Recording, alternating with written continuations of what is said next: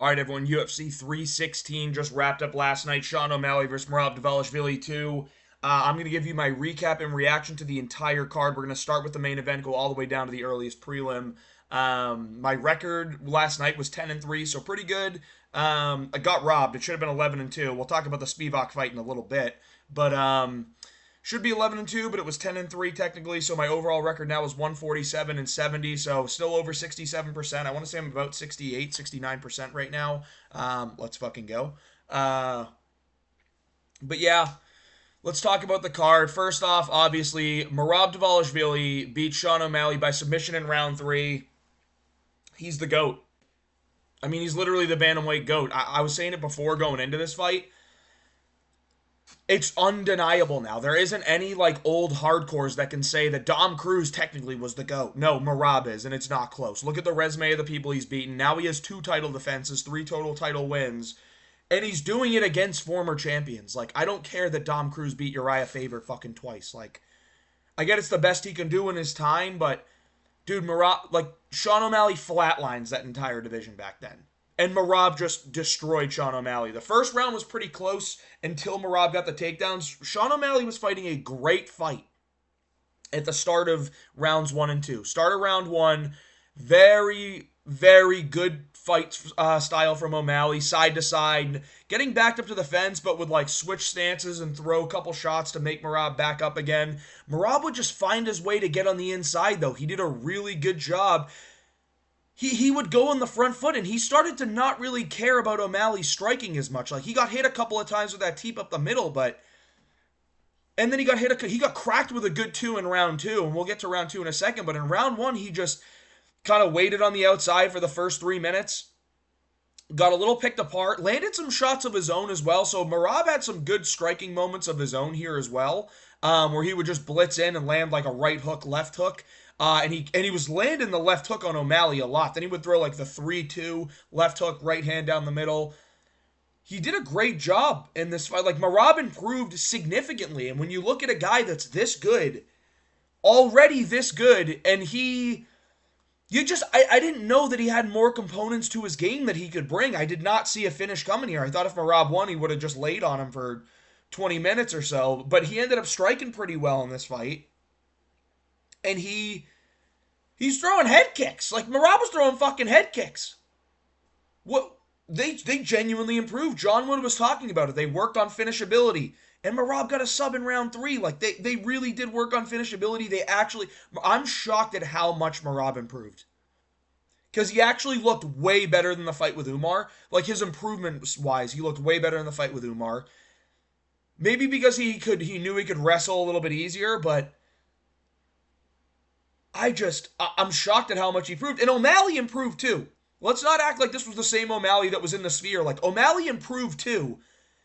And he fought a better style fight than the first fight, and he got beaten more decisively than in the first fight.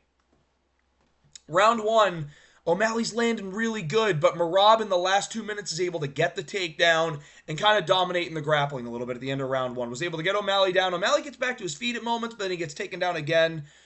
Round 2, Merab is just going forward again, but O'Malley's landing. Call me crazy.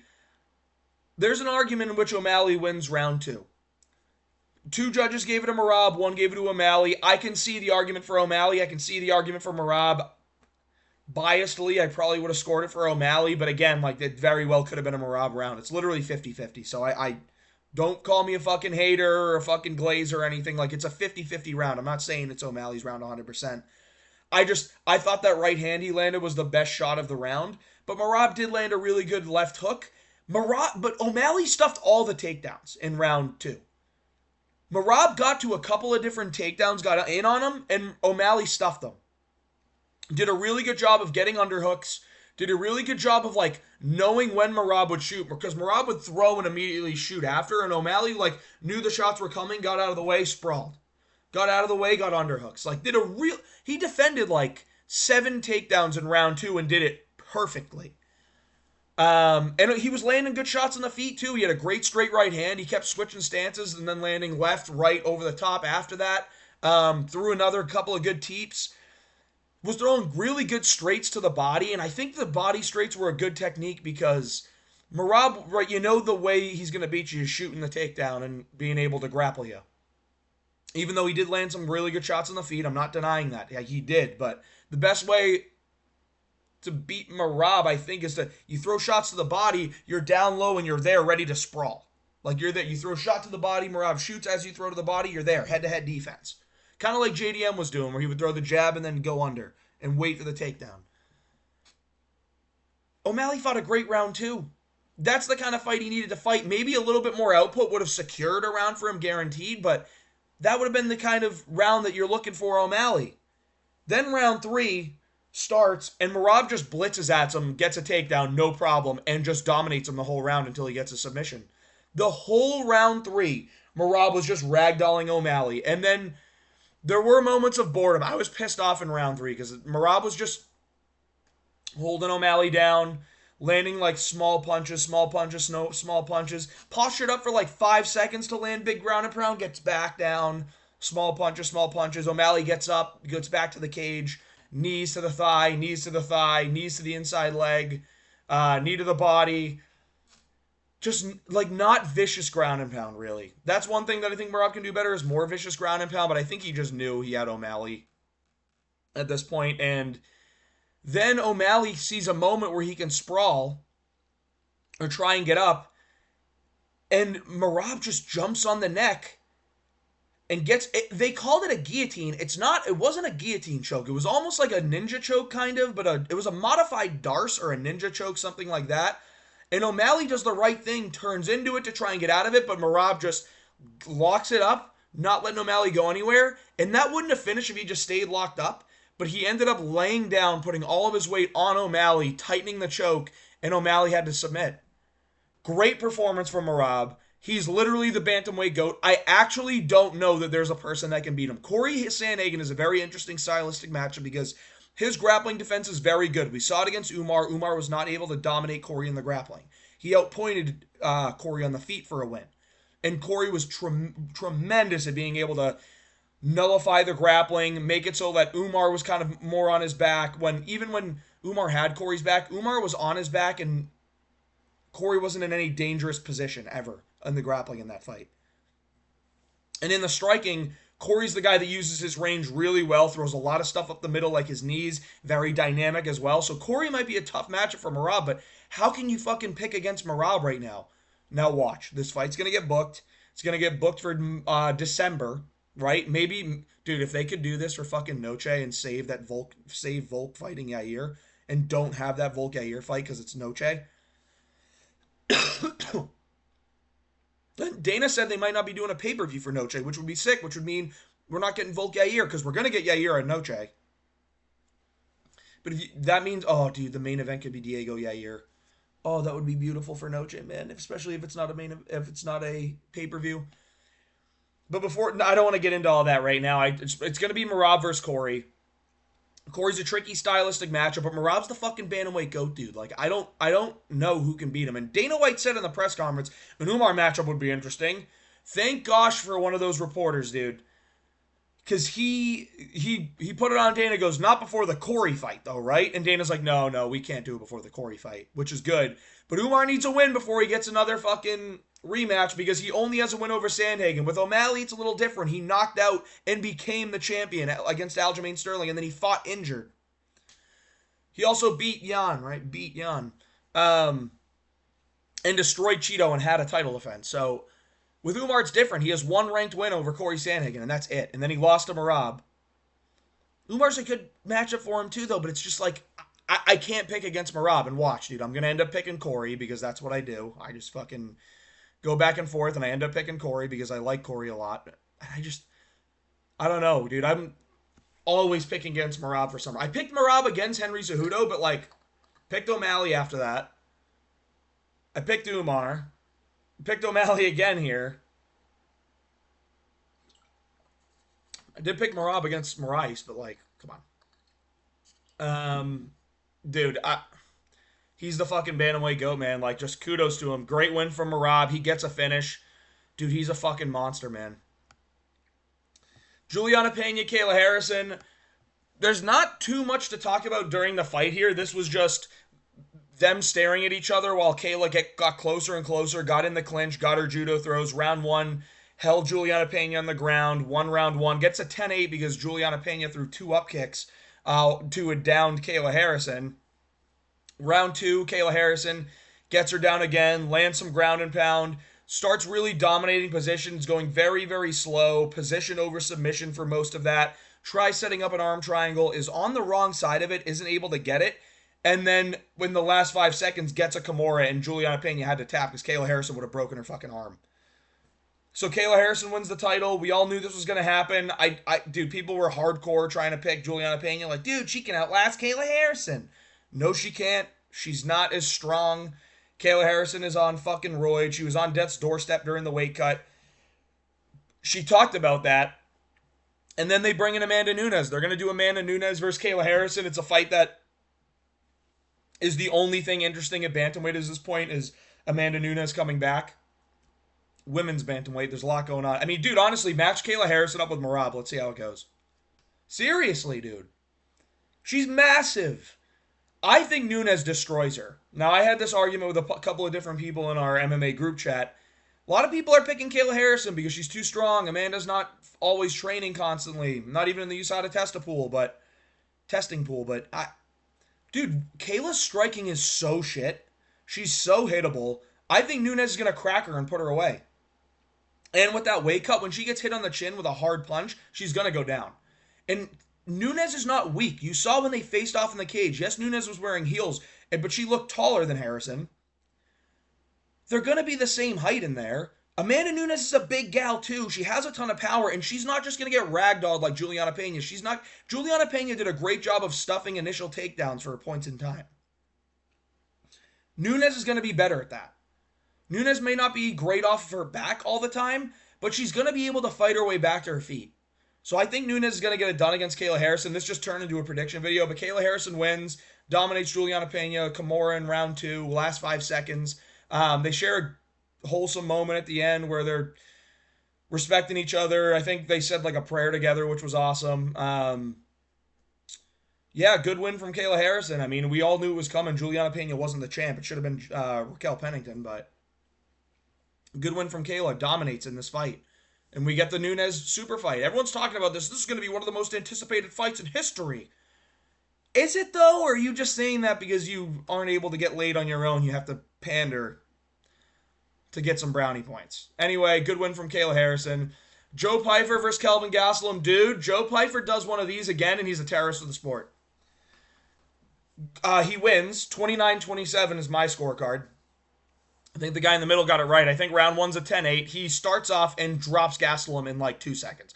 First round, body cam gets turned off. Piper's turning off the body cam. He goes, I'm going to fucking whoop up on this dude. No crossing my border. All right, Kelvin Gastelum, says Joe Pyfer. Joe Pyfer looked like a fucking ice agent in there, man. He just dominated pudgy Kelvin Gastelum. Kelvin Gastelum, dude, he got hit, and I swear, I saw fucking Doritos Locos Tacos falling out of his pants. 100%, he got kicked in the body. Doritos Locos Taco fell right out of his pants right away. Then he got hit right in the chin and dropped so bad. Gets to the ground, grabs the Locos Taco, starts eating it, and all of a sudden gets his energy back.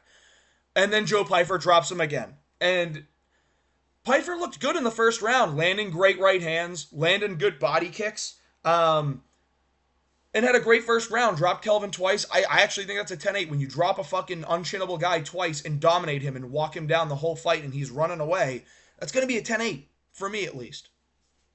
Round 2, the commentary was fucking terrible, dude. I'm going to pull up some of the notes because the commentary was saying shit like, I don't know, man, this is a close one. Could be Kelvin's round 2. Rogan needs to shut the fuck up, dude. Pyfer clearly won round 2. It was not as dominant as round 1, but he still won round 2. Landed a body kick or 2, landed a right hand that hurt Kelvin, and landed a head kick flush on Kelvin, and Kelvin just fucking ate it like a Tic Tac, which is crazy. But he wins round 2. Kelvin's starting to land more strikes, but Pyfer's landing way better, landing clean and rocking Kelvin.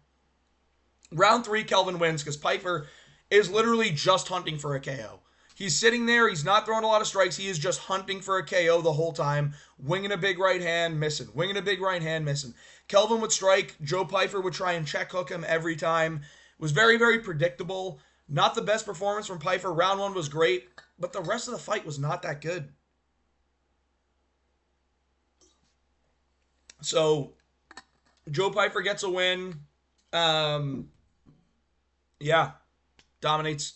Not dominates. I mean, he wins 29-27 at a dominant first round, but round two he wins. Kelvin wins round three. It's just Pyfer's going to have to pick up the activity, man. The whole time he was hunting for a power shot KO and didn't really set up his punches. And Rogan the whole time is saying, dude, this could be Kelvin's fight, man.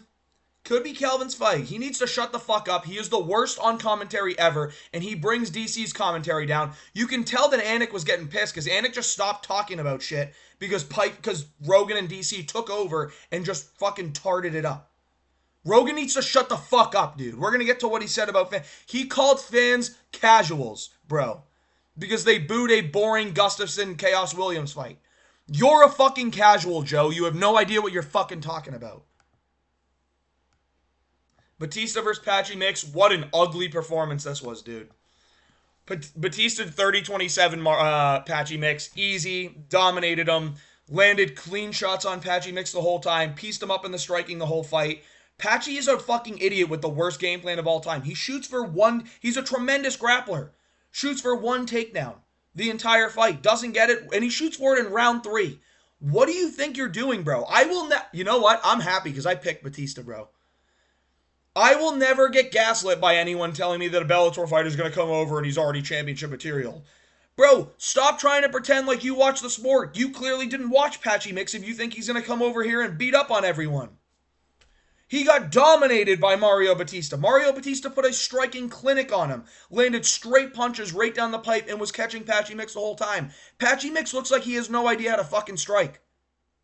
Stood there, broad-shouldered, hands not even covering his face. He's wide hands like this. Cover your fucking face, dude, you idiot. Like, that's what Spivak's hands were here, and he looked better at striking than Patchy Mix. Spivak's hands were here the whole time. Patchy Mix's were here. Throws a straight two.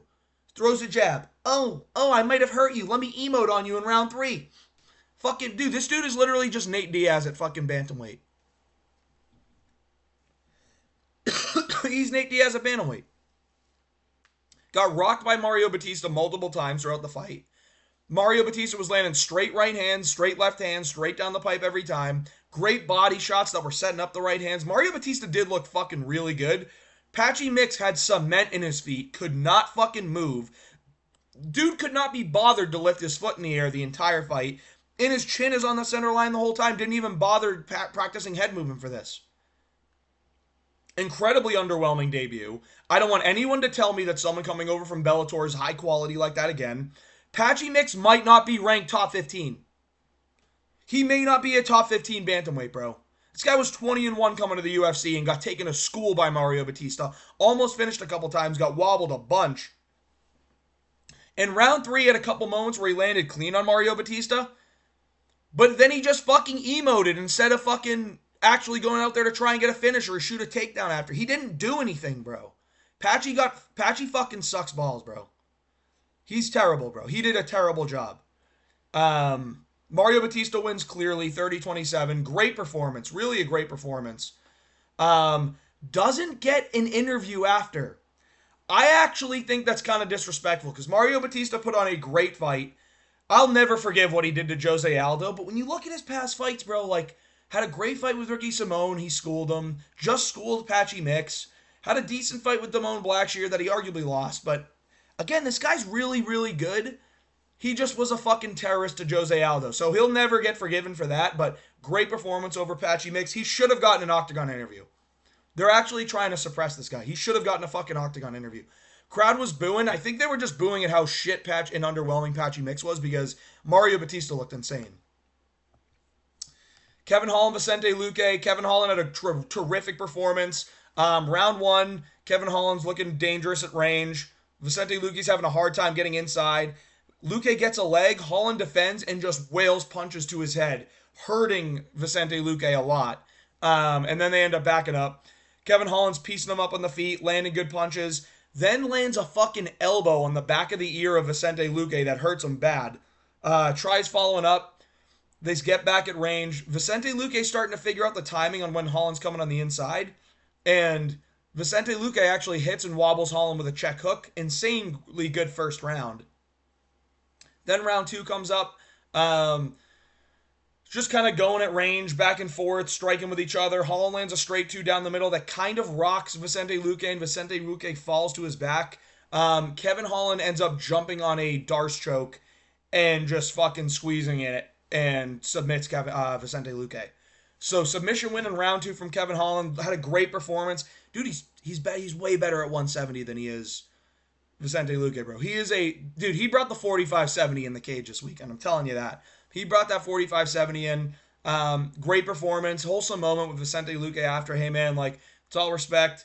Just trying to build up the fight. Just trying to get my talking going. Like, got a lot of respect for you and your team. Blah, blah, blah, blah, blah. Really, really good performance from Kevin Holland. Vicente Luque had a couple moments as well. It's just Kevin Holland had all the moments. He was so good. So, great performance. Round 2 submission. Calls out Colby Covington. I think it's a great call out. I think that's going to be a sick lead up to a fight. They should honestly do it. My fucking GOAT, Joshua Van, bro. This guy is my GOAT. He's going to be a flyweight champion within the next 3 years, bro. I'm telling you, guaranteed. He went out there and he beat the shit out of Bruno Silva the entire time. Bruno Silva landed some good calf kicks, but outside of that, he did nothing. Joshua Van was... And dude, this was the best he looked, period. Because before he used to go out there and just chuck volume, not land much power, just chuck volume, and he depended on a volume-based finish. Dude, this time he was landing power. Legit power, patience out there too. The strike accuracy was crazy, man. This was insane. Dude, he landed 60% of his strikes. Insane strike accuracy, bro. More than 60%. It's like 62, but you know what I mean. Bro, he was piecing up Joshua Van the entire fight. Landing great combinations, landing great counters. He would wait for Silva to throw. That right hand couldn't miss. Dropped Bruno Silva twice.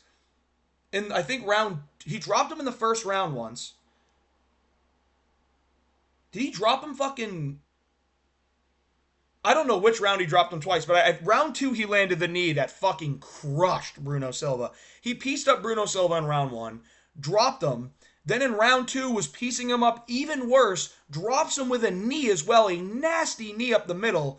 Dude, this guy is a serious fucking problem. It says 3 knockdowns. The fourth one's a knockdown. They didn't count the knockout as a knockdown. That's crazy. But he pieced him up so fucking easy. His timing, his speed, his accuracy, the volume he threw, mixing it up, going to the body. I'm getting hiccups, dude. I'm gonna oil his ass up. Come on. He's a fucking monster, bro. He's my fucking GOAT. He's gonna be the flyweight king. Oh my god, the hiccups right now. Really, bro? As I'm talking about the GOAT Joshua Van, dude, it's hiccups. I think I'm just getting too excited, man. 4 knockdowns in this fight. They gave him 3. In my mind, it's 4. Knocked him down once in the first round, twice in the second round, once with the right hand, and then lands the fucking best knee I've ever seen in my life. Right up the middle, knocks down Bruno Silva again. Bruno Silva's got a hell of a fucking chin for hanging in there as long as he did. But he got fucking pieced up the whole time, bro. Round 3, he gets pieced up again, and Joshua Van ends up dropping him, lands a really good shot, follows up with a couple of punches. Bruno Silva goes to the ground, and Joshua Van gets a finish. Insane performance from Joshua Van. It's weird because all the flyweights are kind of booked in matchups except with Brandon Moreno. Bro, I'm not kidding. I actually think this guy can beat Brandon Moreno now. I'm not saying he will. I'm saying he absolutely can. So maybe they book a Moreno fight, Joshua Van, Brandon Moreno, UFC Noche. That would be fucking sick. And if Joshua Van loses, it's like, all right, dude, he's only 23 and like he's incredibly active. And this is a guy that's going to be a fan favorite for everyone now. They finally gave him his spotlight. My gosh, like what a performance, dude. Honestly, what a performance. I'm so excited. This guy's pay-per-view now. You put him on pay-per-views now, bro. I want to see Joshua Van on pay-per-views. He's my favorite fighter right now. This guy's my favorite, dude. He's a fucking monster, dude. He is the best fight style ever. Ton of volume. Absolute monster. What a performance from Joshua Van. Dude's a beast. Next up. I mean, oh my gosh. Bro, I can't believe that this guy might actually... I'm thinking he might fight Moreno, bro. Because everyone is matched up. It's either that or he takes a little bit of a rest. Because everyone else has matchups in this division, in the rankings. Excuse me. Everyone in this division has matchups in the rankings within the next 2 months. A lot of them are in, like, August. That's 2 months away, like, and Noche's a month after that. So we might, dude, I don't know. I love Joshua Van, bro. That's all I'm going to say. I can't keep blazing like that, but I can because of Joshua Van. Azamat Murzakanov destroyed fucking Brennison Hibario. Hibario was throwing, like, he was very, very cautious at first. Azamat was just kind of making reads. Okay, what's Hibario going to do? He's throwing high kicks, okay. Throwing low kicks, okay. Body kick, okay. And then just figures it out. Times a great left-hand, right-hand combo and just drops Benison Hibario, follows up with ground and pound, finishes him in round 1. He just destroyed Benison Hibario, bro. Destroyed him. Round 1 KO. Azamat Murzakonov's a serious fucking problem. Give him some real fucking competition. I get this was a short notice replacement, so it was supposed to be Johnny Walker, but get this guy some real fucking comp, bro. Get him some real comp. He's a monster. Sergey Spivak versus Waldo Cortez Acosta. Bro, 30-27 is actually arrestable. Rounds 1 and 3, I thought were very clear to Spivak. Round 1, he rocked Waldo Cortez Acosta. Bad. These strike numbers are fucking stupid, bro. He didn't land 110 strikes. He was throwing and they were landing off of the fucking guard of Sergey Spivak. Sergey Spivak was like this the whole time. The punches are going off his hand the whole time. Off his hand the whole fucking time. This was a dude, I will go as far to say this is a robbery.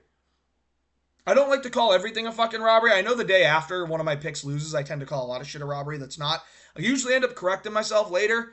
Bro, this was a fucking robbery. Round 1, Spivak's beating him on the feet. Landing the heavier shots. He may not have landed more punches, but he landed much better punches, much better shots. Waldo was landing some fucking low kicks. That's it. Waldo landed a couple low kicks. Sergey Spivak wobbled fucking Waldo Cortez Acosta. Hurt him in round 1. Clear for Sergey Spivak. Clear. Also, I think he got a takedown in round 1. No, maybe he didn't get it in round 1. I think he did get one. He won round 1, bro. He won round 1. Round 2, Waldo wins clearly. Lands the more shots. Lands good shots. Sergey's really not doing much. Kind of gave the round to Waldo. Round 3, Sergey Spivak comes back. Waldo's landing a lot of volume off the guard. Nothing with the serious power and substance. Sergey Spivak lands a big right hand. And Waldo hits one of these emotes in the cage. I don't care that he emoted, bro. He was hurt. And he emoted to make the judges think he wasn't. And it fucking worked. Because he got hurt. Bad. He got hurt real bad. Then he got hurt again with a straight right hand from Spivak in round 3. Spivak wins the round. I don't care that Waldo threw a bunch of fucking arm punches. Spivak threw ones that actually landed. And he landed clean. And he fucking hurt Waldo. Bro, he won that round. Spivak should have won that fight, bro. This was a fucking blatant robbery. Fuck Waldo Cortez Acosta, dude. I'm sick of this guy fucking tarting his way out to victory. I'm telling you, bro, they're like, Spivak's already fought a lot of people in the top 5, so we need some new names in there. Let's just give this one to Waldo Cortez Acosta. Once you know you can't tell who the fucking judges' names are, you know it's going to be a fucking robbery, dude. The judges, there's one of these every card, bro. I'm sick of it. In the UFC, there's one of these bad decisions every card. So annoying. Spivak won this fight. Fuck Waldo, dude. Fuck Waldo. This one pissed me off. Also, Andres Gustafsson just fucking... He said it. He fights like a fucking tard, bro. And he tarded his way to a victory. Dominant victory, by the way.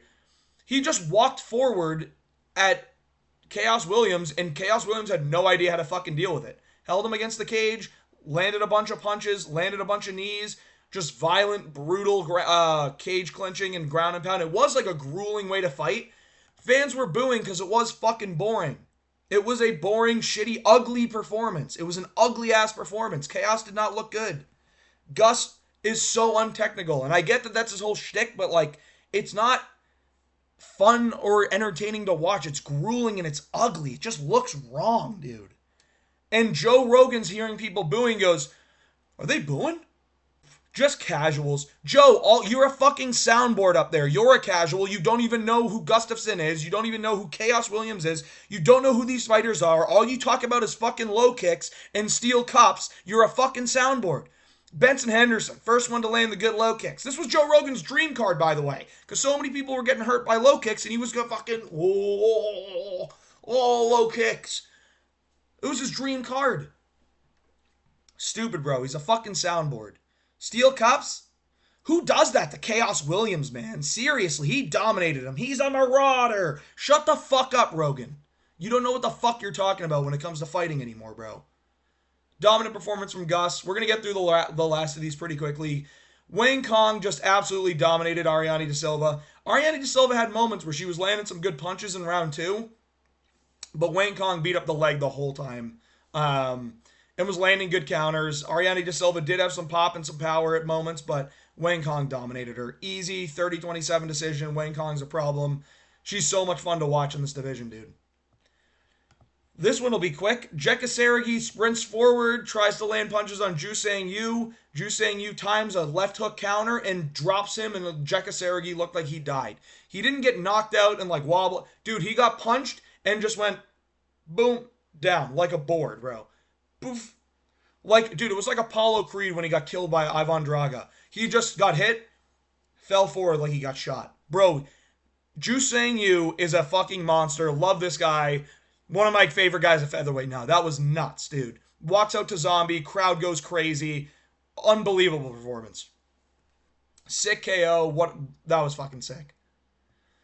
Moving on. Quaylen Selkild versus Yanal Ashmouz. I thought Selkild won this one 29-28 pretty clearly. Round 1, I thought he won. He did mix things up a lot. I think he's going to be a good prospect eventually. He tried to show too many different aspects of the game where I think he could have dominated on the striking a little more, but I think he was a little nervous of the Yanal Ashmouz power because Yanal has fucking power and pop, dude. And he was finding his shots, but Quaylen Selkild did this one for the boys. Recognized the patterns of the punches coming in from Yanal Ashmouz and just... First round, he timed a couple of beautiful takedowns really well. Landed a lot of good body kicks, landed some good punches. Round 2, I thought Yanal Ashmouz... round 2, Quaylen Selkild won dominantly. Round 3, Yanal Ashmouz won. So Selkild, again, he looks good. He mixed up some striking and some grappling. I just think he grappled a little too much in this one, but it was working for him. So it is what it is. Good win from Selkild. Markel Medeiros versus Mark Chewinski. This was just one-way traffic the whole fight. Markel Medeiros' grappling defense looked very, very good. Great submission defense. Did get his back taken a little too easy in round 1. I will say that. Chewinski just got to the back. But Markel Medeiros beat up the leg the whole fight. Landed good counters. Looked really, really good in this one. Markel Medeiros is going to be good, bro. He is. Let's get him moving up the rankings a little bit. He had great hand fighting. Again, gave up his back too easy. Chewinski's tough too, but Medeiros pieced him up all fight. Great low kicks. He ended up stomping the cap, which was illegal, but it is what it is.